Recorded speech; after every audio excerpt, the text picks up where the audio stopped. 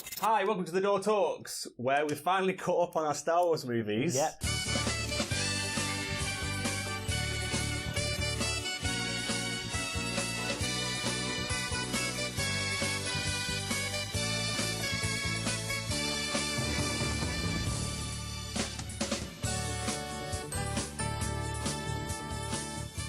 We really have been quite brutal about the film in the past before really watching it too much. Yeah. You know, you can't really watch it once and then still be brutal about it. But I have to say, my mind isn't changed. Yes, I didn't soften up at all on it.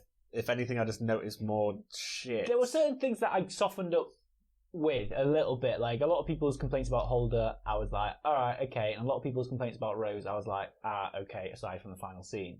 Those were really like, I was sort of okay with both of those characters. I hated Holder when I first watched it, but then after watching it again, knowing what Holder's plan is, I'm like, she was right. Poe was like, just completely fucked it all up. Everything up until they first do the kind of Force connection with Kylo Ren and Rey, which is probably, I don't know, half an hour into it. To me, I would have started with that and gone, to me, that's the only real sort of kernel of interesting stuff that's in the film. I don't mind Luke being a bit pissed off with the Force. I hate how he throws the thing over his shoulder because it seems very out of character. Yeah. And as soon as you said, he just seems like he's Mark Hamill, not Luke. And then the more I was watching, I go, there's only a few little lines where you think, oh, he's actually Luke Skywalker. So just sort of a grumpy Mark Hamill grumping about. But he still feels like, but like you can see how Mark Hamill's reacted to the Star Wars films and to this one, and he just acts exactly the same way. If you know what I mean, he's sort of just like, oh, I'm over it now. It's just someone else's business, sort of thing, and he acts in similar way. But towards the end, I did say that at the start, but at the end, thinking about it, he acts so much more like Luke. Like that conversation that he has with Leia is literally exactly the same conversation that he has in Return of the Jedi. But every single line is pretty much the same. I have to stop him. I have to do all this. And he says it in exactly the same way. Yeah, but it's like the only time he was actually like Luke was when he was pretending to be Luke at the end, because that wasn't even him. That was just a projection. That was him pretending to be him. Him just being him. Like, he'd come to terms with it. He understood what he needed to do. So he became the hero that we wanted, like that we had in the first one, in the third one. Yeah, but sixth one. But exactly, pretending to. Yeah, he's not being him though. But it is him because he understands it. He's spoken to Master Yoda. He gets it. Yoda, fucking I know that Yoda. Come on, let's just complain about it. Let's just complain about it. The Yoda's face is smushed in.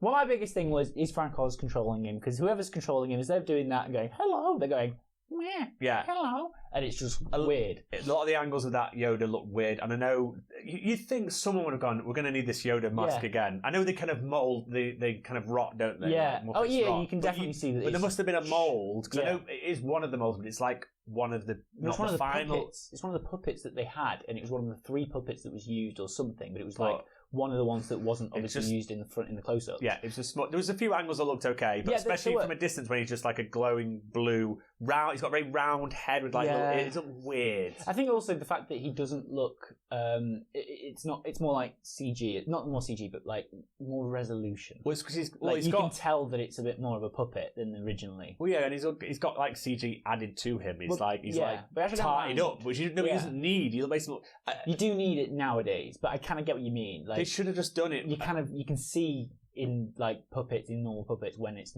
you just can't do the little high flex and like the little like. I know, but they should have some Revenge of the Sith fucking see. I was more comfortable just doing a fully CGI Yoda and go, well, we use the same model we used in Revenge of the Sith, which probably looks like dog shit now, but at least it would have fit in more. Where this seems like a completely random. It's like when you see fucking Yoda from episode 1 when they had him as a puppet. You're like, why is he's only like 20 years, but why has he aged so much? Doesn't make any sense. Even George Lucas was like, oh shit, actually, I'm going to fix that. Big time. Let's just talk about Rose for a minute, because I actually saw Rose and I didn't think she was as bad in terms of her delivery. The person who really let this whole film down with delivery is Daisy Ridley. There was some terrible lines. There was some awful, not so much lines, but performances of lines. Yeah, everything's so stagnated with every single word she says is like this. What the hell is happening? Yes. But just Rose's dedication to Finn at the end, or like the saving, the sacrifice, it was so shit, and there was such an easy way to do it, of just have that beam just burn off where Finn's piloting and have it skid off and the whole thing crash into the thing, or not crash, or whatever, and then Rose is quick on his heels, ready to stop him, and goes and gets him and goes, why did you do that, blah blah blah, and she crashes into him as well, so maybe she gets taken out, blah blah blah, whatever. But just do it in a different way. The way they did it was shit. It was like Rose was honestly like just a complete idiot who didn't understand any part of what they were doing, or didn't understand the sacrifice that her sister gave Well, exactly, because in her mind it was like, I'm going to save him, but I know by saving him, pretty much I've just killed everyone behind me, and that's totally worth it. Yeah, but they're really going to just kill us next. Like, what? It was so stupid. You've heard this millions of times before, and it is just dumb. But that was my biggest thing. It's the last point in the movie, really. Oh, also, actually, the thing I hate the most of the whole movie is just the first fucking 5 minutes with fucking Poe Dameron, who's very cool in The Force Awakens. They do really well in introducing a brand new character who's a great pilot and he's quite funny. And in this one, it's like kind of the same joke where he's like talking to Kylo Ren and he's like, what's all this? Where do I talk? And it's a bit funny then, but this is like they just push it and push it. But it's like telephone humour. It's just like it doesn't fit with anything. Things on hold. Like, is this the way it happens? It's just like, ugh. And then one, obviously, it's a classic one ship. Oh no, he's going to blow up all our turrets. Yeah, which I didn't mind. I didn't mind that because he's that good that you can imagine him being hard to pick out. No, but they send TIE fighter to fight it, and the bit to fighter, fighter, and the fucking bit where there's obviously the whole thing's a big chase because most of the film is just a chase scene, really. Yeah, the whole film, and it's okay. I get it. They're too far in front. The bad guys are behind, but little ships, like Kylo Ren does, can fly right up under their shields, whatever it was. No, we got this. Yeah, and it's like, well, just send... I bet they've got 1,000 TIE fighters sat in the hangars. Just send out 5 each time, and then let's shoot them off. Wait for what seems like days, slowly chasing stuff. It just didn't make any...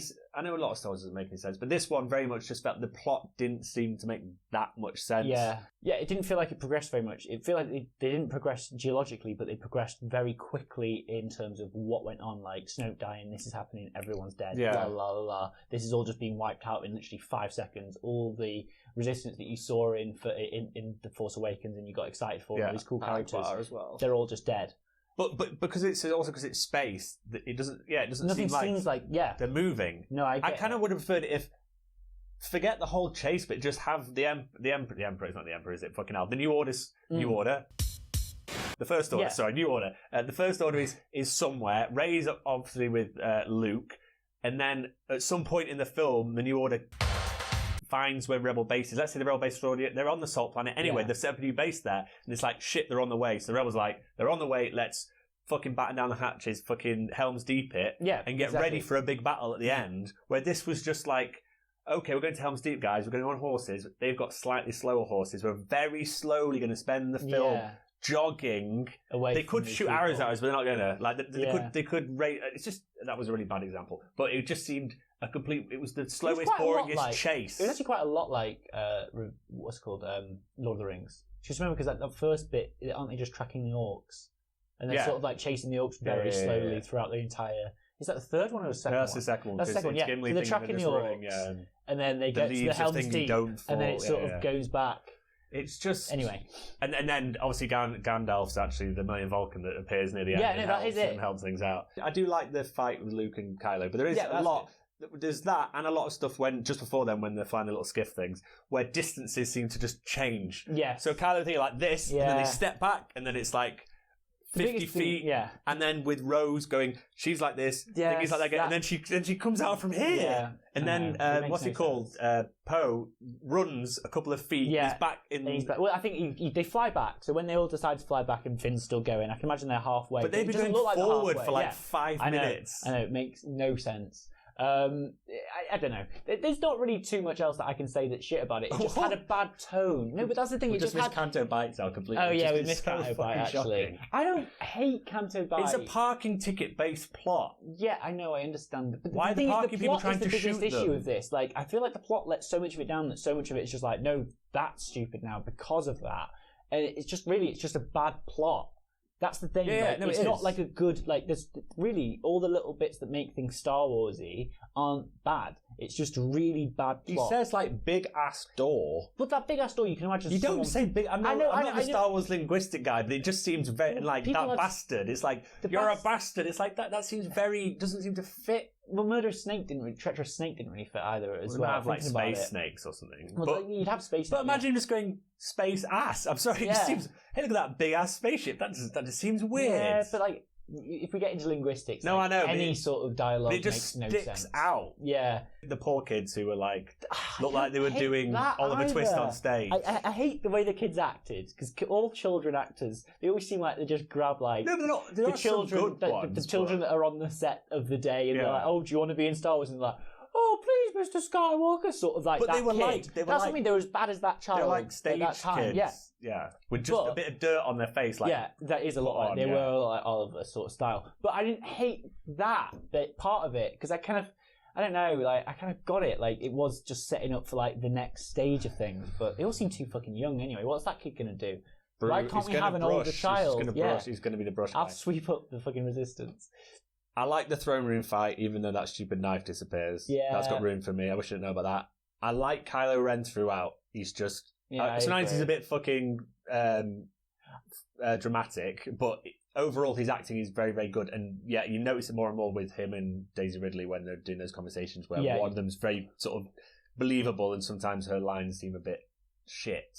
But that's the same with Luke. Like, you see it with Luke, like, conversation when she's speaking to Luke, you can tell that, like, you can just see the class of, not necessarily actor, but just the class of the way that they deliver the lines. Like, because she's alright in her face. It's not like, you're not saying that she's hot, but like, it's like she's good in the way she says things, the way she looks. She's not good in the way she says them. Yeah, a lot of them do sound like a quick take. Yeah. What we're saying this, okay, what, kind of like this, okay, yeah, that'll do. And then they've just not gone back to it. Yeah, you're right. Space Leia is, we forgot to mention this. Space Leia, yeah, I think that she was just too far away from the ship for it to meet, for it to be anything. There was too much space between literal her space. being sucked out and time space, like between her being sucked out and her coming back. Because they had like Kylo seeing it and going, "Oh, that's sad," and then a couple more shots of like everyone looking at Leia's body in space. I'm totally fine with her having force powers. I think that's cool. I think it's really it's a great idea. It's just, again, with loads of this film, it's just in actual practice when it's done, it's like, oh, that seems a bit shit. But I feel like this is the thing that I always think with like all these Star Wars films is like, is it Star Warsy? And I still think it's Star Warsy. It's just not good.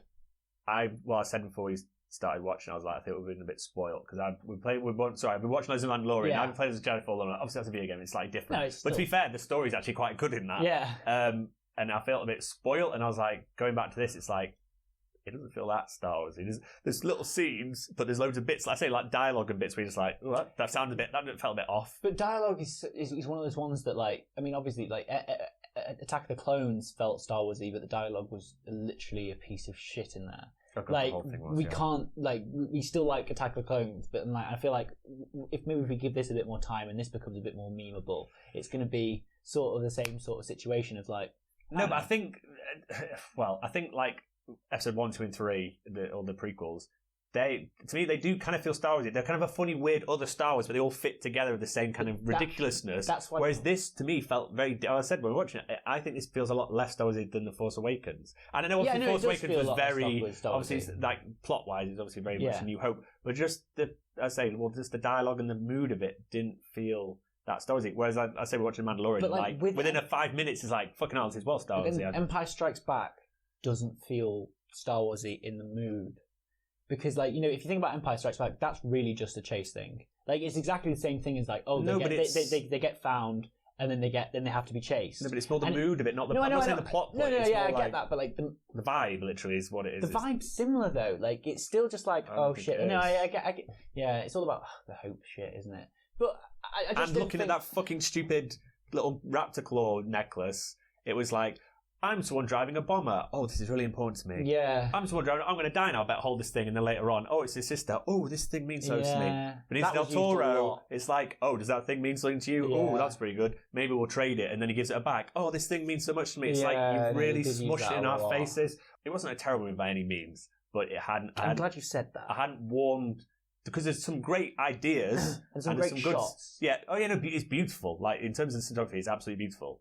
There was some weird white. We kept seeing. Yeah, there was a lot of white faces. There was things where it was like, especially like the shirtless Kylo Ren. Yeah, where he suddenly looks like He's in Angel Cop. Where he looks like, obviously he's like a big guy, but it just looks odd. And the faces. It's just the way the Harris. No, but I think there was definitely a different lens because sometimes Rey would turn towards the camera, and then a face would look double the.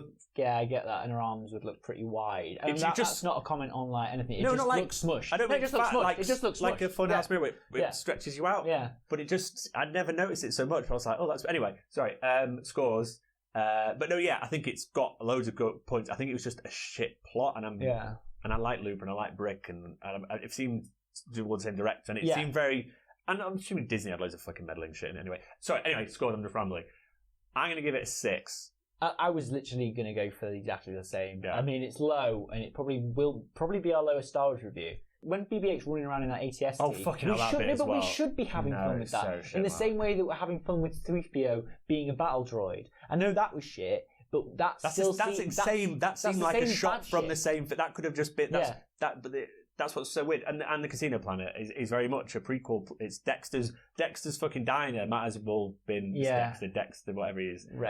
Dex. I think Dexter Fletcher is from Lock, Stock. But that could have been next door. It's like, I'm just going to the diner next door after I've done my gambling. Yeah. It basically went a lot. It felt like It was just weird. But I'm going to say 6. Okay, yeah, I'm saying exactly the same. I think we're on the same lines here, but it's not the worst looking film in any way. I think it's I think it's better looking than Force Awakens. I think it's got fantastic shots. I'm so happy we've finally caught up to date with Star Wars, guys. Yeah, this is our first video with Solo, and literally it's been our. Oh god, yeah. It's been our bane of our existence, but we'll have to watch Rise of Skywalker. You can tell how happy we are. Like we're absolutely fucking. Yeah, I just wish.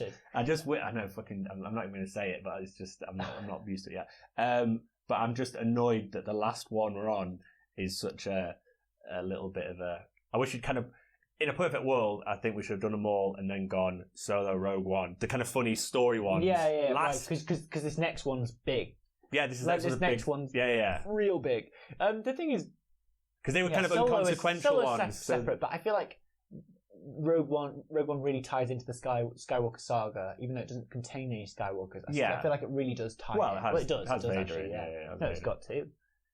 Oh yeah, actually, yeah. No, it's Hope. Yeah. Hope. Thank you very much for watching. We gave Last Jedi a what? A 6. Just a 6 straight out. 6. See you for Rise of Skywalker, guys. We'll probably watch it at midnight, I'm guessing, and look even more tired when we review. Oh, we're not filming it after. Yeah, we fucking are. No, I died last time. I fucking died last time. Also, thank you, 99 subscribers. Oh my god, so close. Thank you. Close. I'm going to go to sleep. Goodbye. Love you all. Goodbye. No one tricks Kybo Ren.